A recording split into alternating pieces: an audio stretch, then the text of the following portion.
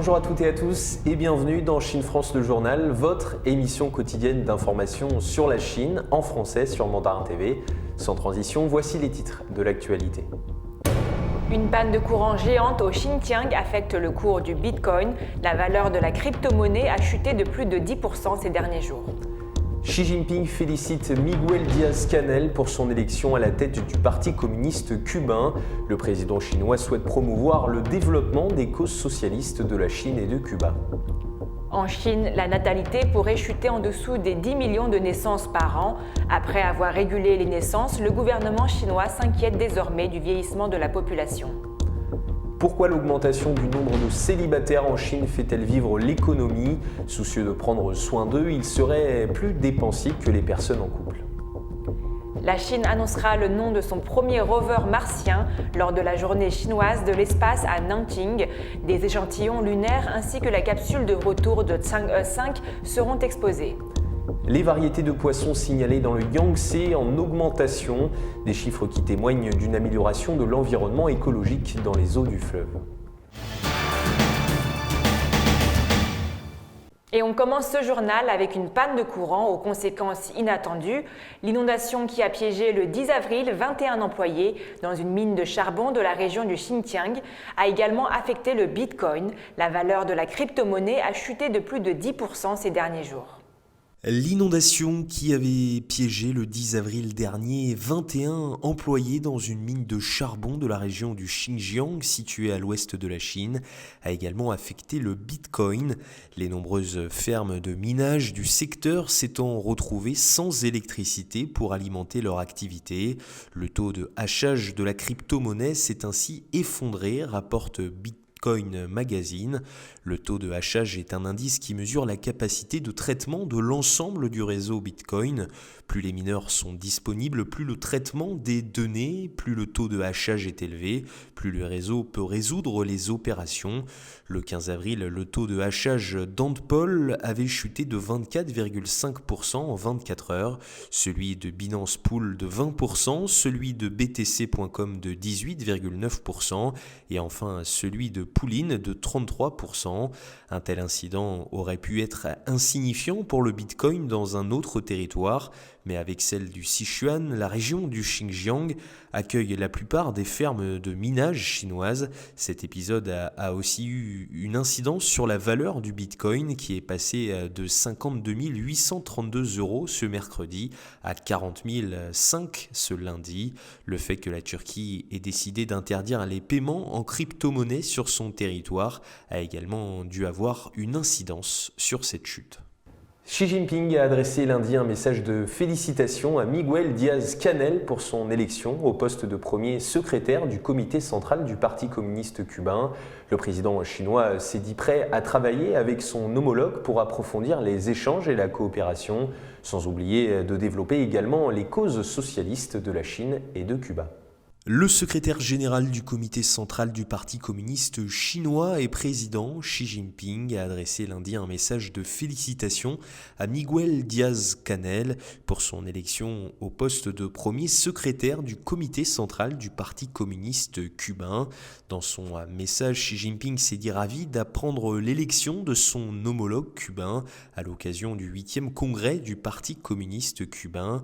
Au nom du comité central du Parti communiste chinois et en son nom propre, Xi Jinping a présenté ses chaleureuses félicitations à Miguel Díaz-Canel et à travers lui à la nouvelle direction centrale du Parti communiste. Le 8e congrès de celui-ci a élaboré un plan pour la cause socialiste de Cuba, a ajouté Xi Jinping, rappelant que l'élection de M. Díaz-Canel reflète la confiance ainsi que les attentes de tous les membres du Parti communiste cubain et du peuple cubain. Le président chinois s'est dit convaincu que sous la direction de Miguel Díaz-Canel, le Parti communiste et le gouvernement cubain guideront le peuple pour aller de l'avant dans l'unité et promouvoir la cause du socialisme à la cubaine vers de nouvelles réalisations. Grâce à l'entretien minutieux et à la promotion vigoureuse par des générations de chefs chefs de partis et d'État des deux pays. Les relations entre la Chine et Cuba se sont renforcées au fil du temps et ont connu un développement continu, a estimé Xi Jinping. Il a par ailleurs rappelé être parvenu ces dernières années à divers consensus avec son homologue sur le développement des relations bilatérales dans la nouvelle ère. Le président chinois s'est dit prêt à travailler avec Miguel Díaz-Canel dans la nouvelle situation pour renforcer l'orientation politique des relations entre les deux parties et les deux pays, poursuivre l'amitié traditionnelle bilatérale, approfondir les échanges et la coopération et promouvoir le développement des causes socialistes de la Chine et de Cuba. Toujours dans l'actualité internationale, intéressons-nous aux investissements chinois en Afrique. Depuis 2020, la présence chinoise s'est fortement accrue sur le continent africain au point de devenir son premier partenaire commercial. Ces investissements ont créé de nombreuses opportunités d'emploi local, comme nous vous l'expliquons dans ce sujet. Les investissements privés chinois apportent des avantages significatifs sur le continent africain, a déclaré Park Young-jung dans une analyse du Washington Post publiée le 17 avril dernier et intitulée « Les investissements chinois en Afrique concernent plus que les méga-projets. Les entreprises privées se démarquent aussi ». Selon Park Young-jung, directrice associée de la China Africa Research Initiative à l'université Johns Hopkins. Leurs recherches récentes ont examiné les investissements chinois dans les projets de fabrication, de transformation agroalimentaire, de télécommunications et d'infrastructures dans 7 pays africains et elles ont trouvé des preuves claires de création d'emplois, des liens avec les fournisseurs et les acheteurs locaux, la sous-traitance locale et même les activités de copieurs locales dans des secteurs allant de la transformation du coton et du cuir à la construction et à l'exploitation de chemins de fer et au recyclage des déchets plastiques. De 2015 à 2019, l'équipe de recherche de Madame Park, qui cherchait à comprendre les impacts des investissements chinois sur la transformation en Afrique, a trouvé des niveaux élevés d'investissement privé chinois. Elle a déclaré que l'équipe avait constaté que la majorité des entreprises chinoises opérant dans les secteurs de la fabrication et de l'agriculture en Afrique étaient privées, dirigées par des entrepreneurs chinois à la recherche d'opportunités commerciales en dehors de leur pays. Selon l'analyse, ces investissements ont créé des opportunités d'emploi local. Les entreprises chinoises en Éthiopie, par exemple, ont fourni de nombreuses preuves de la création d'emplois et du transfert d'emplois des Chinois aux employés locaux. Dans le secteur du vêtement, les entreprises chinoises employaient 4395 Éthiopiens et 110 expatriés. Le secteur du cuir, lui, a créé plus de 11 000 emplois pour les locaux et 400 emplois pour les expatriés. Selon l'analyse de Madame Park, les entreprises chinoises semblent avoir appris que les entreprises qui embauchent localement sont mieux préparées à affronter les défis commerciaux. Retour en Chine où le taux de natalité inquiète les autorités. En effet, ce dernier pourrait chuter en dessous des 10 millions de naissances par an. Pourtant, aujourd'hui, les couples chinois peuvent avoir 2 enfants, mais c'est encore insuffisant. Alors que dans le même temps, le nombre de divorces augmente. À terme, cela pourrait entraîner un vieillissement accéléré de la population dans le pays. La Chine pourrait voir sa natalité chuter en dessous des 10 millions de naissances par an, affirme un expert à l'agence Reuters lundi 19 avril. Cette prévision intervient alors que l'on attend les chiffres du dernier recensement.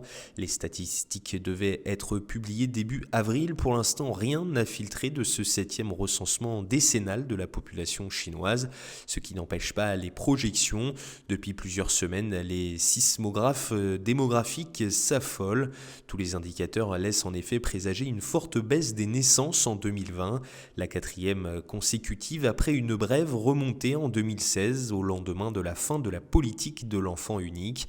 Aujourd'hui, les couples chinois peuvent avoir 2 enfants, mais c'est encore insuffisant selon Dong Yusheng, le directeur d'un institut d'études démographiques de l'Académie du développement de la population du Guangdong, qui prône la fin du contrôle des naissances pour empêcher un vieillissement accéléré du pays.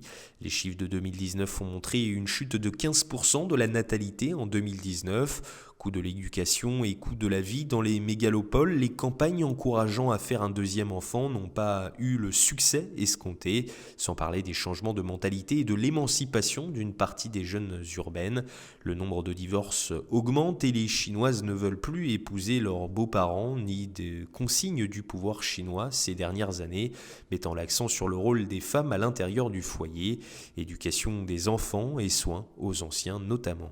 Et justement, en Chine, le nombre de divorces augmente en même temps que celui des célibataires. Mais contrairement à ce que l'on pourrait penser, ces derniers sont extrêmement dépensiers. Selon les données publiées par Nielsen, 42% des consommateurs célibataires dépensent pour se faire plaisir, contre 27% des consommateurs non célibataires, au point qu'une véritable économie autour du célibataire n'émerge. Le nombre de célibataires augmente sans cesse. En Chine, plus de 200 millions de personnes vivent seules. Elles constituent une énorme nouvelle force de consommation et ont donné naissance à de nouveaux concepts de consommation et de nouveaux formats. Sans charge familiale, de nombreux célibataires sont moins sensibilisés à l'épargne que les personnes non célibataires. En effet, les données montrent que dans les villes de premier rang, environ 40% des jeunes célibataires sont dans une situation de tout dépenser avant la fin du mois. Selon les données publiées par Nielsen, 42% des consommateurs célibataires dépensent également pour se faire plaisir, contre seulement 27% pour des consommateurs non célibataires. Avec l'augmentation de la population célibataire, les restaurants manger seuls ont discrètement émergé. De nombreux établissements ont mis en place des environnements de restauration pour une seule personne avec une seule table, isolés les uns des autres. Si l'économie croissante des célibataires a enrichi le marché de la consommation, l'augmentation du nombre de célibataires a également suscité des inquiétudes chez les démographes. Les données montrent en effet que de 2013 à 2020, le nombre de mariages enregistrés en Chine a continué à baisser, passant d'un record historique de 13,47 millions à 8,13 millions. Dans le même temps, le taux de divorce augmente également, le nombre de couples divorcés enregistrés passant de 580 000 à 3,73 millions entre 1987 et 2020.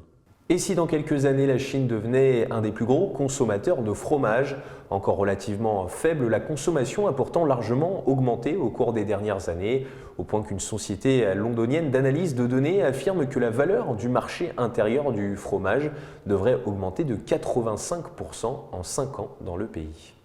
La demande de fromage devrait continuer de croître rapidement en Chine selon une société londonienne d'analyse de données Global Data. La valeur du marché intérieur du fromage devrait passer d'une prévision de 1,6 milliard de dollars en 2020 à 1,96 milliard de dollars en 2025, soit une hausse de près de 85%. Zheng Linhong, chercheur en innovation chez Global Data, a déclaré que les produits laitiers sont considérés comme un aliment sain et essentiel en Chine. Nos recherches montrent que 32% des consommateurs en Chine essayent d'augmenter leur consommation de produits laitiers autant que possible et 47% des consommateurs essayent d'en consommer en quantité modérée.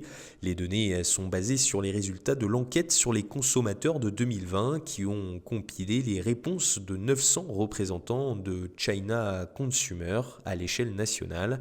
En Chine, les produits fromagers destinés aux enfants sont les plus populaires. L'une des raisons repose sur le fait que les jeunes générations, celles nées dans les années 80 et 90, deviennent parents et recherchent des offres plus nutritives pour les enfants. Les résultats ont montré que les plus grands consommateurs de fromage en Chine dans le passé se trouvaient dans des régions à minorité ethnique comme les Mongols et que les plus grands producteurs de fromage se trouvaient en Mongolie intérieure. Les gens qui visitaient la région autonome de la Mongolie intérieure ramenaient du fromage comme cadeau à la maison. Cependant, avec la croissance du marché, l'étude a remarqué que les produits fromagers sont devenus courants et ne sont plus seulement achetés par les touristes. La consommation moyenne de fromage en Chine est encore relativement faible, surtout par rapport aux pays voisins comme le Japon et la Corée du Sud. Selon l'Organisation de coopération et de développement économique, la consommation de fromage par habitant au Japon est de 2,3 kg, alors que la Chine est à la traîne avec 0,3 kg. Mais nul doute que cela pourrait changer dans les prochaines années. Le 24 avril prochain, lors de la journée chinoise de l'espace à Nanjing, la Chine annoncera le nom de son premier rover martien. Le public aura l'occasion de visiter plusieurs installations spatiales, des laboratoires et des ateliers. Des échantillons lunaires ainsi que la capsule de retour et de parachute de Chang'e 5 seront également exposés. La Chine annoncera le nom de son premier rover martien lors de la journée chinoise de l'espace le 24 avril prochain selon l'administration nationale de l'espace de la Chine. Nanjing, capitale de la province chinoise du Jiangsu, accueillera les événements principaux cette année, a indiqué lundi Liu Bo de la CNSA lors d'une conférence de presse. Ces événements comprennent la cérémonie d'ouverture, des entretiens bilatéraux sur la station internationale de recherche lunaire et la 4e conférence spatiale de la Chine. Le nom du premier rover martien sera ainsi annoncé lors de la cérémonie d'ouverture samedi, a fait savoir Liu Bo. La Chine a lancé Tianwen-1 le 23 janvier 2020. Le vaisseau spatial composé d'un orbiteur, d'un atterrisseur et d'un rover est entré en orbite de stationnement de Mars après avoir effectué une manœuvre orbitale le 24 février dernier. La campagne mondiale de nomination du rover a été lancée en juillet dernier. Les internautes en Chine et à l'étranger ont été invités à voter pour leur nom préféré parmi 10 candidats du 20 janvier au 28 février. Le mois dernier, 3 noms possibles ont émergé avec Zhu Hong, le nom d'un dieu du feu de l'ancienne mythologie chinoise, en tête de liste. En 2016, la Chine a fait du 24 avril la journée de l'espace du pays pour marquer le lancement de son premier satellite, Dongfeng 1, dans l'espace le 24 avril 1970. Les diverses activités à l'occasion de la journée de l'espace sont devenues une fenêtre pour le public chinois et le monde entier pour mieux connaître les progrès aérospatiaux de la Chine. Cette année, environ 300 activités seront organisées à travers le pays. Le public aura l'occasion de visiter plusieurs pavillons spatiaux, des installations spatiales, des laboratoires et des ateliers. Des académiciens et des experts donneront des discours sur les sciences spatiales sur les campus. À Nanjing, des échantillons lunaires ainsi que la capsule de retour et le parachute de Chang'e 5 seront exposés. Les premiers résultats de l'effort écologique chinois commencent à se faire ressentir dans le pays. C'est le cas dans le Yangtze où les variétés de poissons signalées sont en constante augmentation. Des chiffres qui témoignent d'une amélioration de l'environnement écologique dans les eaux du fleuve. La province du Jiangsu à l'est de la Chine a connu une forte augmentation l'année dernière des variétés de poissons dans la section locale du fleuve Yangtze. C'est ce qu'ont montré les dernières données d'enquête et de suivi sur la biodiversité de la section du fleuve révélées le 17 avril. Les données publiées conjointement par le Centre provincial de surveillance de l'environnement et l'université de Nanjing ont montré que par rapport aux 70 variétés de poissons enregistrées en 2018, le Jiangsu a enregistré 81 variétés de poissons en 2020 le long de la voie navigable, soit une augmentation d'environ 15%, ce qui suggère une amélioration de l'environnement écologique dans les eaux du fleuve. Les statistiques ont montré que les premières variétés de poissons dans la section du Jiangsu du fleuve Yangtze, la plus longue voie navigable de Chine, ont atteint 161 sur la base des données historiques précédentes. Cependant, ce nombre a diminué au fil des ans à 108 entre 2001 et 2006 en raison de la surexploitation des ressources fluviales. En 2018, à peine 70 variétés de poissons ont été repérées dans la section provinciale du fleuve Yangtze, avec un nombre démesuré de groupes d'ashbas et de petits poissons. Plusieurs espèces en voie de disparition dans le fleuve ont également diminué. Ainsi, seuls 3 des 28 sites de surveillance de la province ont repéré l'emblématique marsouin aptère du fleuve. À partir de juillet 2020, le Jiangsu a imposé une interdiction de pêche le long du courant principal du fleuve Yangtze. En 2020, 8 des 26 sites de surveillance ont signalé l'apparition du marsouin aptère du fleuve Yangtze. Cette espèce est la seule sous-espèce d'eau douce de la famille des marsouins sans nageoires, qu'on ne rencontre que dans les cours principaux moyens et inférieurs du fleuve. S'étendant sur 6300 km, le Yangtze possède une riche biodiversité et des ressources minérales et hydriques dans son bassin. Mais la surpêche et la pollution menacent depuis longtemps sa vie aquatique et ont épuisé ses stocks de poissons. La Chine a édicté une interdiction complète de 10 ans de la pêche dans les eaux clés du Yangtze depuis le début de l'année 2021. C'est la fin de notre journal. Merci à tous de nous avoir suivis. Et n'oubliez pas de vous abonner à notre chaîne YouTube et de cliquer sur la petite cloche en bas à droite de notre vidéo pour ne rien rater des dernières nouveautés de Mandarin TV. Très belle journée ou très belle soirée à tous sur Mandarin TV.